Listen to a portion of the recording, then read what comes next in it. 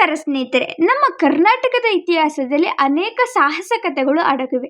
ಆದರೆ ಇಂದು ನಾನು ಹೇಳಲಿರುವ ಕತೆ ಒಬ್ಬ ರಾಜನದು, ಯೋಧನದು ಅಲ್ಲ, ಒಬ್ಬ ಸಾಮಾನ್ಯ ಮಹಿಳೆಯದು. ಒಬ್ಬಳೇ ತನ್ನ ಧೈರ್ಯದಿಂದ ಒಂದು ದೊಡ್ಡ ಸೇನೆಯನ್ನು ತಡೆದಳು. ಆ ಮಹಿಳೆ ಯಾರು ಗೊತ್ತಾ? ಅವಳ ಹೆಸರು ಒನಕೆ ಓಬವ್ವ. ಈ ಘಟನೆ ನಡೆದದ್ದು ಕರ್ನಾಟಕದ ಪ್ರಸಿದ್ಧವಾದ ಚಿತ್ರದುರ್ಗ ಕೋಟೆಯಲ್ಲಿ. ಚಿತ್ರದುರ್ಗ ಕೋಟೆ ಕರ್ನಾಟಕದ ಅತ್ಯಂತ ಬಲಿಷ್ಠ ಕೋಟೆಗಳಲ್ಲಿ ಒಂದಾಗಿದೆ.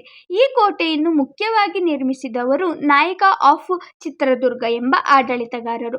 ಈ ಕೋಟೆಯ ವಿಶೇಷತೆ ಏನು ಅಂದರೆ, ಇದು ಒಂದೇ ಗೋಡೆ ಅಲ್ಲ, ಒಟ್ಟು 7 ಸುತ್ತು ಗೋಡೆಗಳಿಂದ ನಿರ್ಮಿತವಾಗಿದೆ.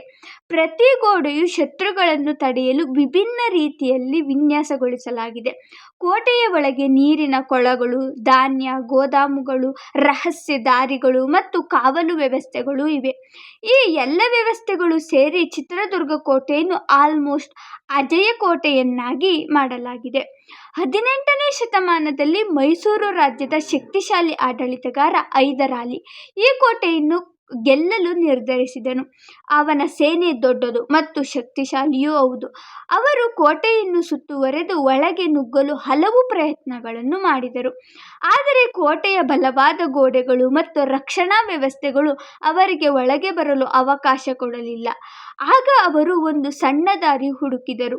ಅದು ಕಿಂಡಿ ಎಂದು ಕರೆಯಲ್ಪಡುವ ಒಂದು ರಂಧ್ರ. ಆ ಸಮಯದಲ್ಲಿ ಕೋಟೆಯೊಳಗೆ ಕಾವಲು ನೋಡುತ್ತಿದ್ದ ಒಬ್ಬ ಸೈನಿಕನ ಹೆಂಡತಿ ಒನಕೆ ಓಬವ್ವ.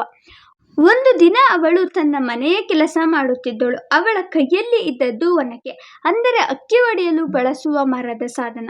ಅಷ್ಟರಲ್ಲಿ ಅವಳ ಗಮನಕ್ಕೆ ಬಂತು, ಒಬ್ಬ ಶತ್ರು ಸೈನಿಕ ಕಿಂಡಿಯ ಮೂಲಕ ಒಳಗೆ ಬರಲು ಪ್ರಯತ್ನಿಸುತ್ತಿದ್ದನು. ಆ ಕ್ಷಣದಲ್ಲಿ ಅವಳು ಭಯಪಡಲಿಲ್ಲ. ಅವಳು ತಕ್ಷಣ ತನ್ನ ಕೈಯಲ್ಲಿ ಇದ್ದ ಒನಕೆಯನ್ನು ಹಿಡಿದು ಒಳಗೆ ಬರುತ್ತಿದ್ದ ಸೈನಿಕನನ್ನು ಬಲವಾಗಿ ಹೊಡೆದಳು. ಅವನು ತಕ್ಷಣ ಸತ್ತು ಹೋದ. ಒಬ್ಬ ಸೈನಿಕನ ನಂತರ ಮತ್ತೊಬ್ಬ ನಂತರ ಇನ್ನೊಬ್ಬ, ಹೀಗೆ ಬರುತ್ತಿದ್ದ ಪ್ರತಿಯೊಬ್ಬ ಸೈನಿಕರನ್ನು ಒಬ್ಬಳೇ ತಡೆದಳು. ಅವಳು ದೇಹದಿಂದ ದುರ್ಬಲ ಇರಬಹುದು, ಆದರೆ ಮನಸ್ಸಿನಿಂದ ಬಹಳ ಶಕ್ತಿಶಾಲಿ ಆಗಿದ್ದಳು. ಕೆಲವು ವರದಿಗಳ ಪ್ರಕಾರ ಅವಳು ಹಲವಾರು ಸೈನಿಕರನ್ನು ಕೊಂದಳು ಎಂದು ಹೇಳುತ್ತಾರೆ. ಈ ಘಟನೆ ನಡೆದದ್ದು ತುಂಬಾ ವೇಗವಾಗಿ ಮತ್ತು ಗುಪ್ತವಾಗಿ. ಅವಳ ಗಂಡ ಬಂದು ನೋಡುವಷ್ಟರಲ್ಲಿ ಅವಳು ಆಲ್ರೆಡಿ ಶತ್ರುಗಳನ್ನು ತಡೆದಿದ್ದಳು. ಒನಕೆ ಓಬವ್ವನ ಈ ಸಾಹಸ ಕೋಟೆಯ ರಕ್ಷಣೆಯಲ್ಲಿ ಬಹಳ ದೊಡ್ಡ ಪಾತ್ರ ವಹಿಸಿತು. ಅವಳು ಮಾಡಿದ ಈ ಕಾರ್ಯದಿಂದ ಶತ್ರು ಸೇನೆ ಒಳಗೆ ನುಗ್ಗುವ ಅವಕಾಶ ಕಳೆದುಕೊಂಡಿತು. ಇದು ಕೇವಲ ಒಂದು ಹೋರಾಟ ಅಲ್ಲ, ಇದು ಧೈರ್ಯ, ತ್ಯಾಗ ಮತ್ತು ದೇಶ ಪ್ರೇಮದ ಪ್ರತೀಕ. ಇಂದಿಗೂ ಒನಕೆ ಓಬವ್ವನ ಹೆಸರನ್ನು ಗೌರವದಿಂದ ನೆನಪಿಸುತ್ತಾರೆ. ಇಂದಿಗೂ ಚಿತ್ರದುರ್ಗ ಕೋಟೆಗೆ ಹೋಗಿದ್ದರೆ ಈ ಕಿಂಡಿ ನೋಡಬಹುದು. ಅಲ್ಲಿ ಒನಕೆ ಓಬವ್ವನ ಪ್ರತಿಮೆಯೂ ಇದೆ.